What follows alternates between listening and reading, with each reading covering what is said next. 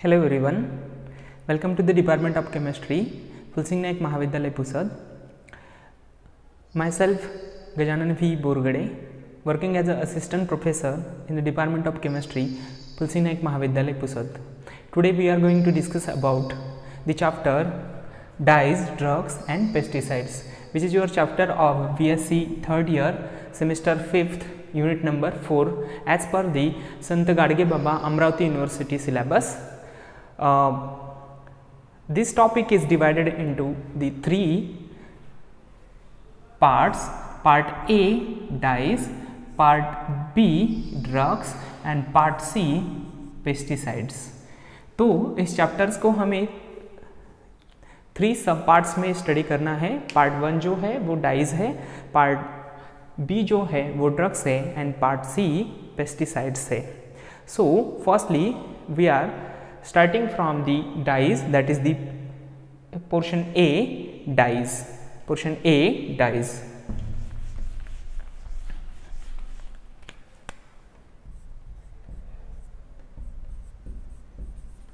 Dyes. तो देखिए सबसे पहले डाइज होती क्या है. What are the dyes? देखो वैसे ये बहुत कुछ नया टॉपिक तो नहीं है. हम डाइज से बहुत फैमिलियर है, हमारा रोज का ही रिलेशन है कलर्स के साथ, डाइज के साथ. तो वही हमें पढ़ना है कि क्या होती है डाइज और इनके टाइप्स क्या होते हैं, इनके स्ट्रक्चर्स क्या होते हैं, किस तरह के स्ट्रक्चर्स होते हैं, इनकी प्रॉपर्टीज़, इनके यूजेस, मेथड्स ऑफ प्रिपरेशंस, वही हमें इस यूनिट में पढ़ना है. तो देखो सबसे पहले हम देखते हैं कि what are the dyes. Dyes are the colored substances which when applied to the fabrics or fibers give it a permanent color. Dyes colour substances होते हैं, जब उनको हम फाइबर पे अप्लाई करेंगे तो उनको परमानेंट कलर दे सकते हैं. एंड ये जो डाइज होती है, these are resistance to the action of light, water and soap. These are resistance to the action of light, water and soap. देखो जनरल लाइफ का एग्जाम्पल है, हमारे जो क्लॉथ्स है, जो कपड़े हुए हमारे, उनमें डिफरेंट कलर्स होते हैं. अब देखो इसको येलो कलर है, तो जैसे ही हम धूप में निकलते हैं, इसमें जो येलो कलर है वो डाई ही है. तो जब हम धूप में निकलते हैं तो जैसे ही धूप में निकलते हैं तो क्या ये कपड़े ख़राब हो जाते हैं, इसका कलर जल्दी मतलब जैसे ही बाहर निकलेंगे फेंट हो जाता है. इसको हम बहुत बार वॉश भी करते हैं सोप से, साबुन से एंड पानी से, तो क्या वो ख़राब हो जाते हैं? नहीं. इनमें जो डाइज प्रेजेंट होती है, these are the resistance, having resistance to the action of water, light and soap. तो डाइज बेसिकली कलर्ड सब्सटेंसेस होते हैं जो कि परमानेंट कलर दे सकते हैं फैब्रिक्स को, और जिनमें रेजिस्टेंस होती है लाइट के लिए, वाटर के लिए एंड सोप के लिए. अब कोई भी कलर्ड कंपाउंड होगा तो क्या उसे हम डाई कह सकते हैं? तो ऐसा नहीं है. There are some conditions for a coloured compound to act as a dye. किसी भी कलर्ड कंपाउंड को डाई के तौर पर एक्ट होने के लिए, किसी भी कलर्ड कंपाउंड को डाई के तौर पर एक्ट होने के लिए उसमें कुछ कंडीशंस होनी चाहिए. तो क्या कंडीशंस होनी चाहिए कलर्ड कंपाउंड को to be act as a dye? तो वो होती है presence of chromophore and presence of auxochromes. उसमें क्रोमोफोर प्रेजेंस होना चाहिए और दूसरा बात है उसमें ऑक्सोक्रोम प्रेजेंट होना चाहिए. तो ये क्रोमोफोर क्या होते हैं, ऑक्सोक्रोम क्या होते हैं, ये हम अभी डिटेल्स में देखेंगे. सबसे पहले हम डाइज की डेफिनेशन लिखते हैं. देखो इस जो हम लेक्चर की वीडियो सीरीज बना रहे हैं, इनमें हम पार्ट वाइज बनाएंगे, तो ये लेक्चर नंबर 1 है. अब देखो आपको क्या करना है कि आप जब सुन रहे हैं, जब इस वीडियो क्लिप को देख रहे होंगे, आपको मेरे साथ साथ नोट्स भी बनाने हैं. तो वीडियो को पॉज करके नोट्स भी बनाओ और अच्छी तरीके से समझने की कोशिश करो. ठीक है. So what are the dyes? Dyes are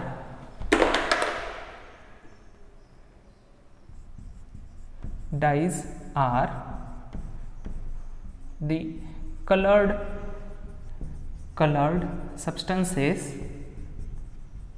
colored substances which when applied to fibers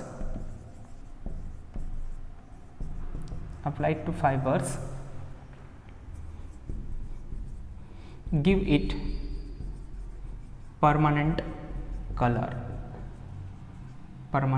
colored and resistance to the action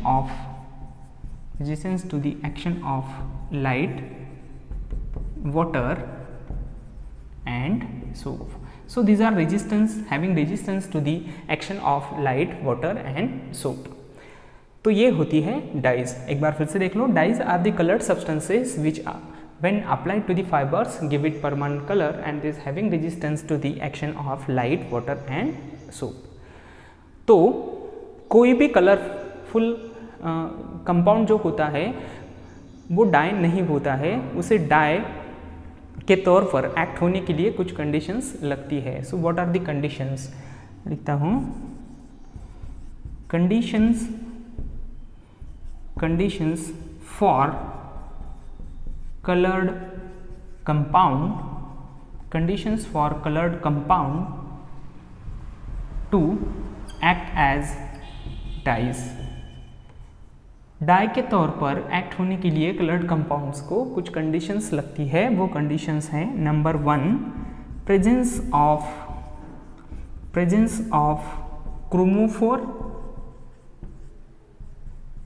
of chromophore and second है प्रेजेंस ऑफ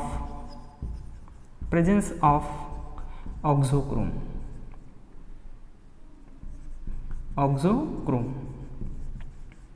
देखो ये दो कंडीशंस अगर कोई कलर्ड कंपाउंड सेटिस्फाई करता है तो उसे हम डाई कहते हैं। नंबर 1 प्रेजेंस ऑफ क्रोमोफोर, उनमें क्रोमोफोर प्रेजेंट होना चाहिए। अब क्रोमोफोर क्या होता है वो हम क्रोमोफोर ऑक्सोक्रोम क्या होते हैं ये हम इसके बाद में समझते हैं। पहले देखो इसमें क्या होना चाहिए, तो प्रेजेंस ऑफ क्रोमोफोर होना चाहिए और सेकेंडली प्रेजेंस ऑफ ऑक्सोक्रोम होना चाहिए। तो देखो क्रोमोफोर क्या होता है, ऑक्सोक्रोम क्या होते हैं।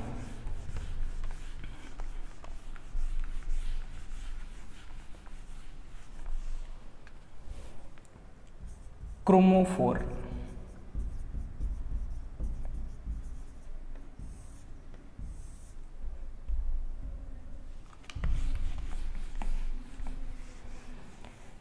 देखो क्रोमोफोर क्या होते हैं। Chromophores are the groups which are responsible for producing colour in dies.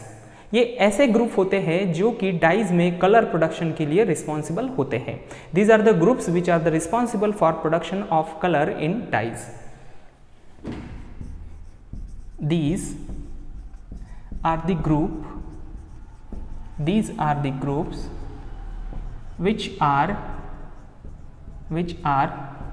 responsible for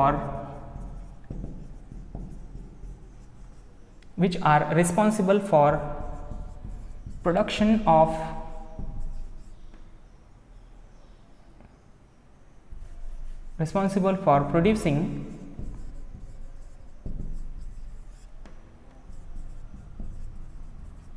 color in dyes। These are the groups which are the responsible for producing color in dyes। अब ये किस तरह से colour produce करते हैं dies में, तो इसके पीछे का जो रीज़न है वो है These are capable of absorbing light near UV region। These are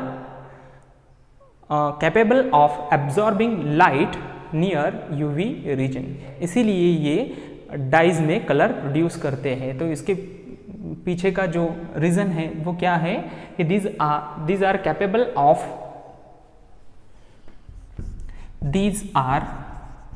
यानी कि chromophore, these are capable of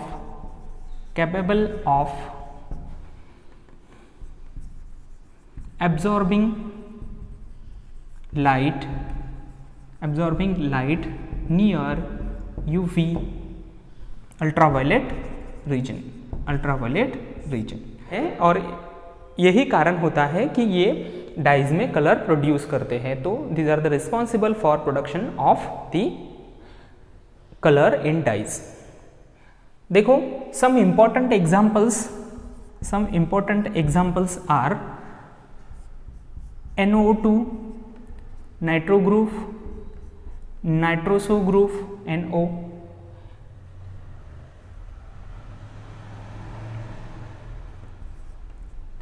then cyano azide N2,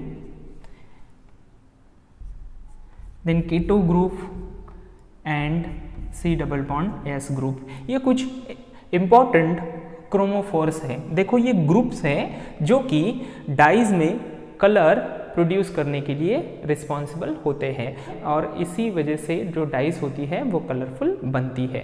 तो ऐसा समझ में क्या होते हैं क्रोमोफोर्स। इसके बाद देखते हैं क्रोमोफोर्स जो ये जो दिखता है इसमें देखो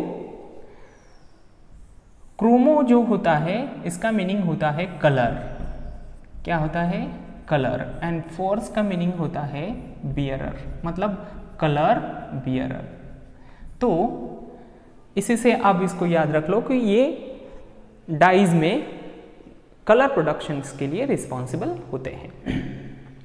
अब जिन कंपाउंड्स में ये क्रोमोफोर प्रेजेंट होते हैं उनको हम क्रोमोजन कहते हैं। क्या कहते हैं? क्रोमोजन।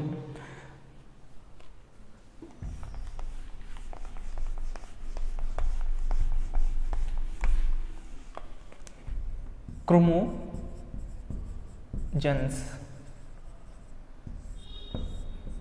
कंपाउंड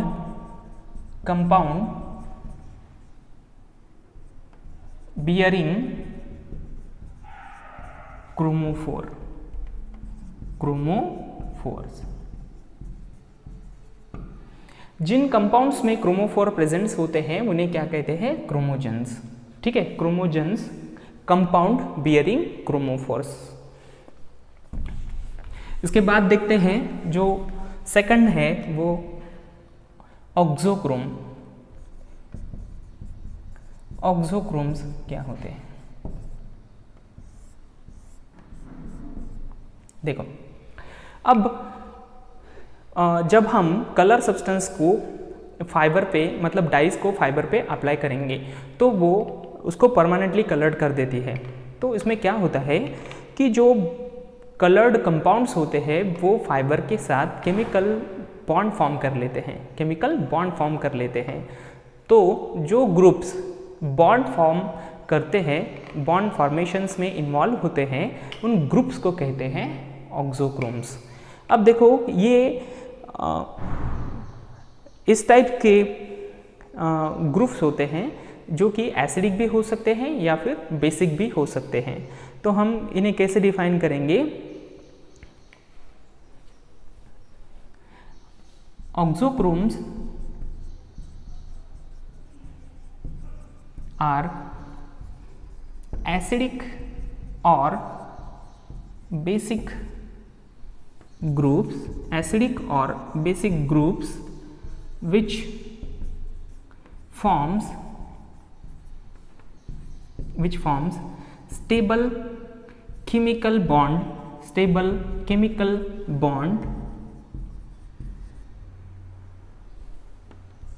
with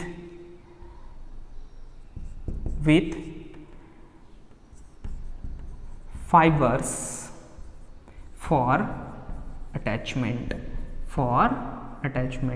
फाइबर के साथ अटैच होने के लिए ये ग्रुप्स उसके साथ स्टेबल केमिकल बॉन्ड्स फॉर्म करते हैं। ये ग्रुप्स एसिडिक भी हो सकते हैं या फिर बेसिक भी हो सकते हैं, इसलिए हम क्या कहते हैं? ऑक्सोक्रोम्स आर एसिडिक और basic groups which forms this stable chemical bond. Stable chemical bond form करने वाले जो ग्रुप्स होते हैं उन्हें कहते हैं ऑक्सोक्रोम्स। फाइबर के साथ जब अटैचमेंट होगी तो वहां पर केमिकल बॉन्ड फॉर्मेशंस होता है, वो केमिकल बॉन्ड फॉर्मेशंस में जो ग्रुप्स इन्वॉल्व होते हैं उन ग्रुप्स को कहते हैं ऑक्सोक्रोम्स। वो ग्रुप एसिडिक भी हो सकते हैं या फिर बेसिक भी हो सकते हैं। अब ये एसिडिक भी है और बेसिक भी है, तो चलिए देखते हैं एग्जाम्पल्स। एसिडिक के देखते हैं पहले। OH देखो ऑक्सीजन का जो हाइड्रोजन है वो एसिडिक होता है। देन COOS जो कार्बोक्सिल ग्रुप है वो, और सल्फोनिक ग्रुप जो होता है SO3 H वो देखो इन तीनों केसेस में हाइड्रोजन जो है वो एसिडिक है, तो ये एसिडिक ऑक्सोक्रोम्स है। Then NH2 amine, NHR mono substituted amine.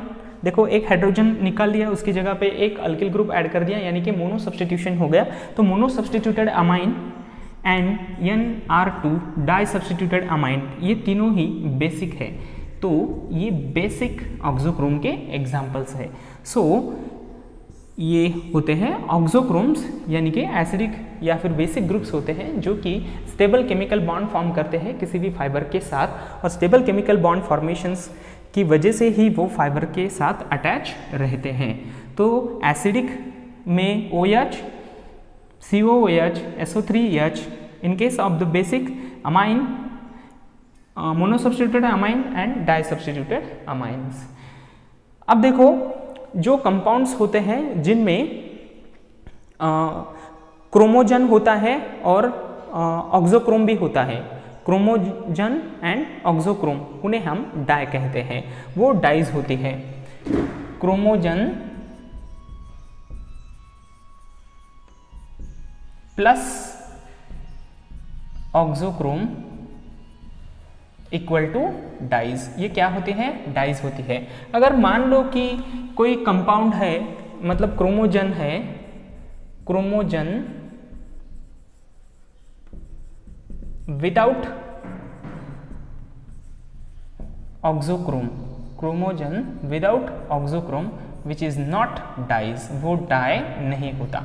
ठीक है, तो देखो अगर डाई होंगी तो उसमें क्रोमोजन भी होंगे और ऑक्सोक्रोम भी होंगे। क्रोमोजन्स जो होते हैं कि उसमें कलर प्रोडक्शंस के लिए रिस्पॉन्सिबल्स होते हैं, यानी कि क्रोमोफोर्स होते हैं उसमें, और ऑक्सोक्रोम जो है वो उस फाइबर के साथ स्टेबल केमिकल बॉन्ड बना देता है, तो वो बनता है डाइज। अगर क्रोमोजन्स है without, chromogens without auxochrome are not dyes, तो ये है dyes and conditions for the colour substance to be act as a dye, presence of chromophore and presence of auxochrome.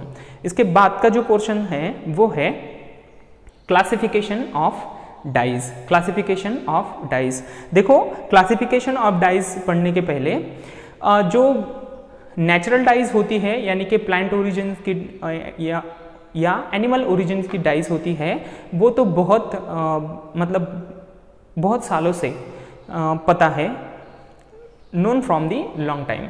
But आज के जो डेट में है, मतलब नाउ डे जो डाइज है वो प्रैक्टिकली ही सिंथेसाइज की जाती है, यानी कि आज के दौर की जो डाइज है वो सिंथेटिक डाइज है, और जो सिंथेटिक डाइज है वो नेचुरल डाइज से सुपीरियर होती है। अब किन मायनों में सुपीरियर होती है? तो नेचुरल डाइज जो होती है, अब या तो मतलब उनका प्रोडक्शंस भी इतना ज़्यादा नहीं हो सकता, क्योंकि अगर एनिमल से है तो एनिमल्स किल करने पड़ेंगे, तो वो भी मतलब लिमिटेड सोर्स बन जाएगा।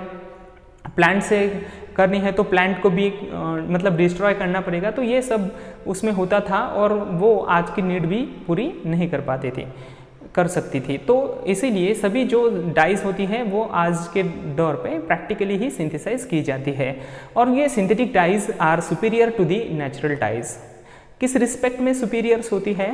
तो ये जो डाइज है, this dyes are uniform and differ in quality में डिफर एंड यूनिफॉर्म होते हैं। उसके साथ साथ इनमें काफ़ी अच्छा रेजिस्टेंस भी होता है toward the light and washing के प्रति और लाइट के प्रति इनका बढ़िया रेजिस्टेंस भी होता है। तो in this respect natural dyes से जो हमारे सिंथेटिक डाइज है, यानी कि जो केमिकल साइंस का नॉलेज यूज़ करके जो डाइज बनाई जाती है वो बेहतर होती है।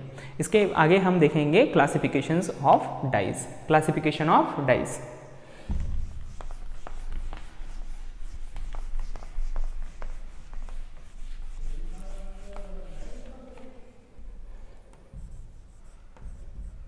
classification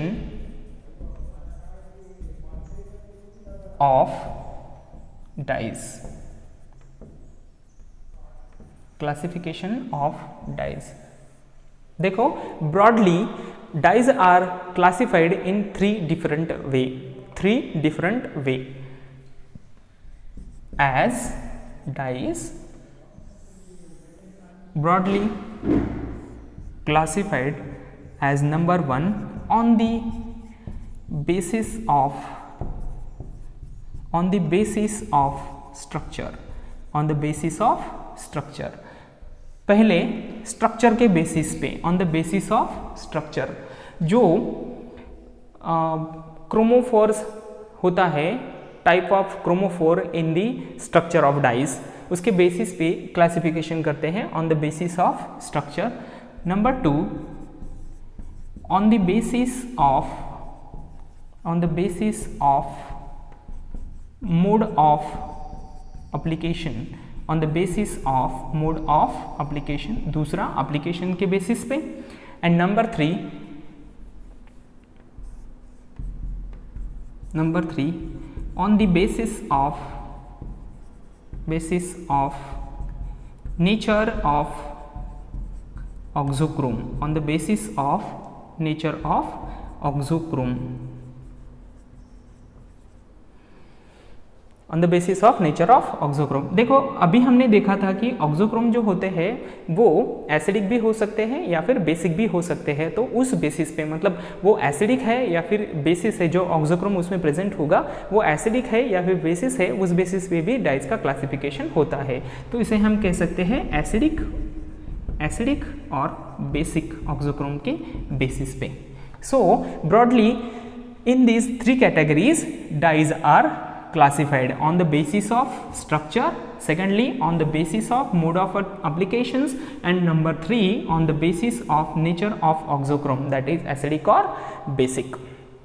So firstly हम डिस्कस करते हैं on the basis of structure, on the basis of structure.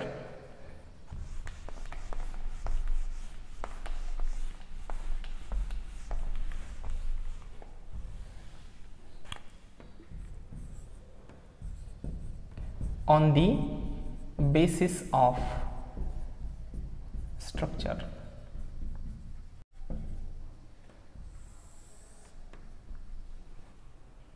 on the basis of structure, तो देखो, depending upon the type of chromophore present in the structure, depending on the basis of type of chromophore present in the structure, dyes are classified into the following main types. देखो, इनको फिर से हम कुछ mains types में classify कर सकते हैं depending on the chromophore present in the structure. जो स्ट्रक्चर्स होता है उनमें किस टाइप का क्रोमोफोर प्रेजेंट है, कौन सा क्रोमोफोर उसमें, टाइप ऑफ क्रोमोफोर, कौन सा क्रोमोफोर उसमें प्रेजेंट है, उसके हिसाब से हम फिर से इनको इस तरह से क्लासिफाई करते हैं on the basis of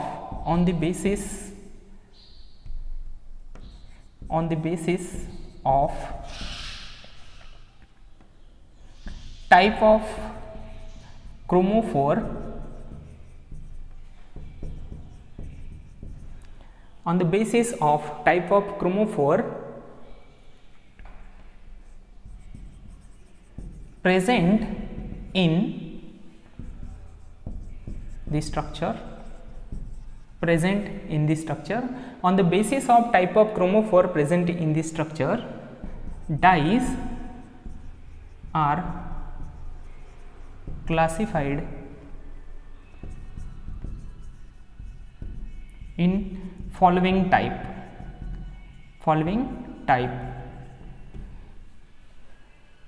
Number 1,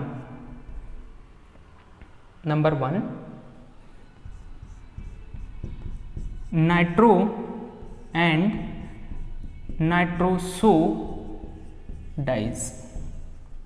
1 nitro and nitroso dyes. अब देखो, इनमें नाइट्रो ग्रुप होगा या फिर नाइट्रोसो ग्रुप होगा। Nitro NO2, nitroso NO group जिनमें होता है उस टाइप के डाइज। नंबर 2 एजो डाइज, इनमें एजो ग्रुप होगा, यानी कि N डबल बॉन्ड N इस तरह का N2 एजो ग्रुप होगा। N3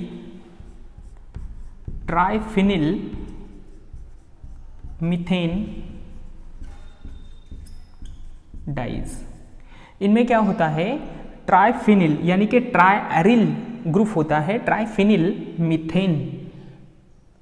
number 4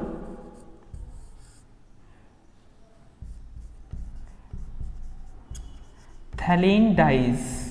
number 4 phthalein dyes. ये जो थैलीन डाइज होती है ये बनती है फिनॉल एंड थैलिक एसिड से।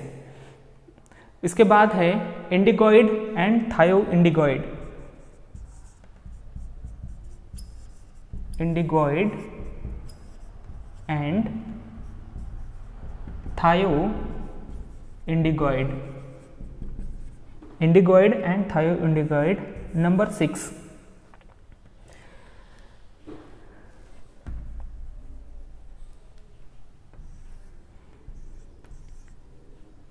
Number 1 nitro and nitroso. Number 2 azo dyes. Number 3 triphenyl methane dyes. Number 4 indigoid and thio indigoid. Number 6 anthraquinone dies.